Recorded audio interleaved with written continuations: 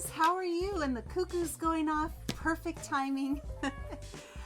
Welcome to another episode of Dear Sufi, where I read letters from students and they have given me their permission to read these letters because these are real life things that go on in people's lives, and sometimes you need a little bit of extra help in how to apply the wisdom that you're learning in all these courses, the progression and the real struggles that we have and that we go through when we're dealing with the public, because certain things come up and we're not quite sure how to deal with them. So this is from a student of mine, and I have to tell you that this one is kind of juicy.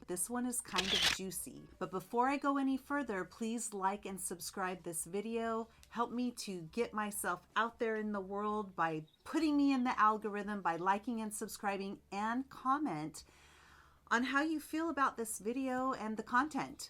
I'm going to take a drink of coffee first though. It's cold. So I'm going to get right into the letter. Actually, hello there, Sufani. Trust the new year has started off on a positive note for you. I'm writing to you for an honest feedback or advice on a specific situation because I have successfully completed a course with you. I seek your advice as an expert who can help me in the confusion I'm facing, and that was all in bold. I am an intuitive and psychic. I get a lot of reading requests. By God's grace, my predictions have been coming to pass. While I do not judge, I do see that there are a lot of women out there who are consciously wrecking homes, chasing married men, but they lie and act holier than thou. And when I sit down to do a reading, I can just see in their energy how cunning they are, how blatantly they lie. It is one thing to be a victim of circumstances, to be stuck in an abusive marriage, and I believe that was a for instance. But a totally different thing to willingly ruin someone's marriage or relationship. My life doesn't get impacted by their actions, but I don't feel right in supporting women as a psychic or a coach who are willingly breaking homes because the trauma that a man or woman go through when they have been cheated or lied to is extremely painful. My conscience does not allow to support home wreckers, so my question to you is, am I right in calling out this category of women and being clear that I do not entertain anyone wrecking homes? As a coach counselor, what is your advice for me? Thank you so much, Anonymous. Okay, so here comes the answer that I gave, and I'm just going to read it to you the way that I sent it. Dear Anonymous, answer to your question. Yes. First of all, let's talk about what's going on here. This is a question of ethics. You're in a heart-centered practice and you're dealing with people that come to you that their heart is not in the right place, and that instantly is going to create a conflict for you that needs resolving. And this happens in spiritual work and in heart-centered entrepreneurship.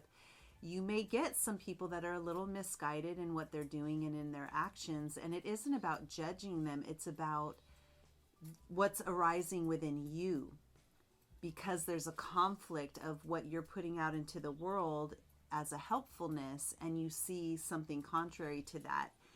And so you don't want to add that energy. And so there is that element of that. But there's also that feeling of the conflict that you disagree with something, right? And so I don't think we need to shy away from saying that there is a judgment there, because we have certain morals that we just come by honestly, and how we live and things that we want to do. And so there is a slight judgment there because it's in conflict with whatever your morals are.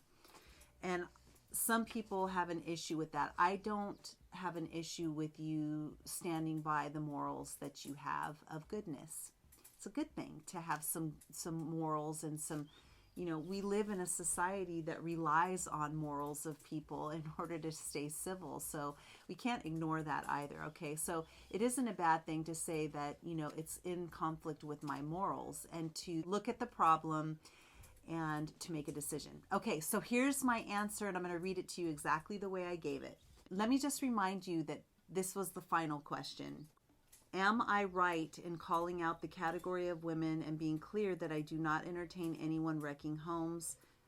As a coach counselor, what is your advice for me? So that was the question. My answer was yes. Why? Question mark. We only help those who are willing to help themselves. Right? Okay. You are always empowered to set the parameters of how you run your practice and which clients you would like based on what makes you feel good and happy. You can use the moment of realization with clients to counsel them to heal and be in harmony with their spirit and operate in the light, then release them. If they are receptive to your guidance, they may return with help in healing. If they are not, they will not return. Declarations on marketing materials are not advised. Never lead with negatives. You always lead with positives, right? So you wouldn't want to put on your marketing thing, I don't work with house wreckers.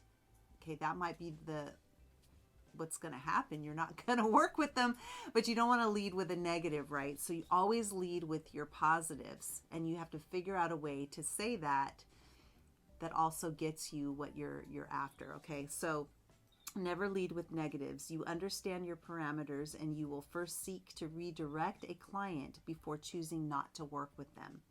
Give them the opportunity to change. Offer guidance, not judgment. Show compassion to them as they are misguided. Help them do the right thing if they are receptive. If not, you have set parameters and they will no longer be a client candidate.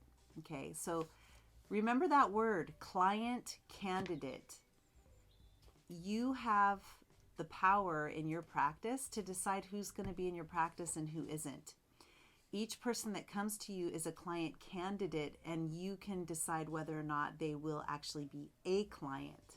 Okay, and so if you work with someone one time and you sense that there's a conflict between what you're putting into the world and what they are, and it's conflicting with your morals or what you do, or however you want to say it, you have the right to choose them to be a client or not be a client. And that's okay, because that's what you're in business for. You're your own boss. You can do whatever you want, right? And if you're leading with good things, then you know, first seek to help them and see if you can re-guide them into the proper direction. But at the end of the day, they make their own choice, right? And if they decide that they don't want to redirect their energies and they don't want to move out of doing what they're doing, you know, which is hurting other people, then you can choose whether or not they're a candidate or not. And you can also tell them that if they pursue you further, you can be very honest. I'm always honest with people, you know, and you can use the where I've decided that you're not the ideal client candidate for me. And you can say why, you know, very briefly. You know, I'm in conflict with, you know, what's happening here. You know, I can't support that and I don't feel comfortable with that. However, if you change your mind, you know, or if something changes and you decide to make a change in that direction, I'm happy to see you. You see where there's the difference there? You're not rejecting them completely, because if they are willing to turn around, or if they already feel guilty about what they're doing, they may just need somebody who gives them a little consequence, you know, and then they decide they don't want to feel guilty anymore or feel bad, so they choose to be in the healing realm and to go in the right direction. Okay, stay out of the weeds of their chaos. Give loving direction and let it go. Remember, we are not there to convince anybody. We live in the love and the harmony of our own energy, in the glow of our own energy. We guide people. We lead horses to water. We cannot make them drink. Okay, if they want to rebook, gently let them know that you only work in the light, and will accept them if their sincere desire is achieving their highest good and doing the least harm to others. That includes their choice in dating a married man or woman. And I just wrote to my anonymous that I would do a video of this in my own words. And here we are, okay?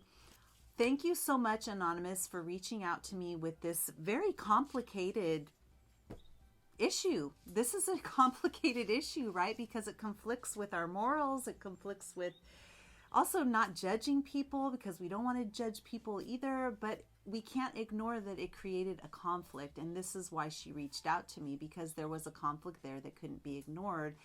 and yet wanted some good advice on how to move forward. I think the most important thing is that, you know, in your marketing, you don't want to lead with any negatives. You want to have the verbiage at hand. So you might want to write out exactly what you're going to say and keeping it as neutral and as short as possible, and making it about you and not about them, and using words like client candidate. I think perhaps we aren't a good match. You know, after having this first appointment with you, I realized that we're not a good match, or you're not a client candidate, because I am experiencing some conflict with, you know, the situation that you brought to the table, and it conflicts with me morally. I'm just going to be honest with you. And now, if you tell me that you're having issues with that too, and you really want to work on changing that and really focusing on empowering yourself, I'm happy to see you. However, while this situation is going on, it really makes me uncomfortable. So you leave it up to them and you move on, right? So I hope that this has helped you guys. This was quite a juicy one. And of course, I always get permission from everybody to do these videos on Dear Sufi. I have quite a few in my trusty little folder over here of just videos of waiting to be made. So thank you so much for sending in your letters and your questions to me. If you have any questions that you would like to ask me, email them at sufani@placeofblisssanctuary.com, and I will review it. Let me know that I have your permission to go over this problem on video. And of course, you will always be anonymous. I will never use your name. Thank you so much. Please leave comments below and help other people who are dealing with similar situations. If you've had a situation like this, leave it in the comments. Share what you've gone through and any kind of moral compass issues that have come up in your practice, and how you dealt with it. If you want yours read online and how you dealt with it, you could also send that in. Thank you so much, you guys, and I'll see you next time on Dear Sufi. Bye.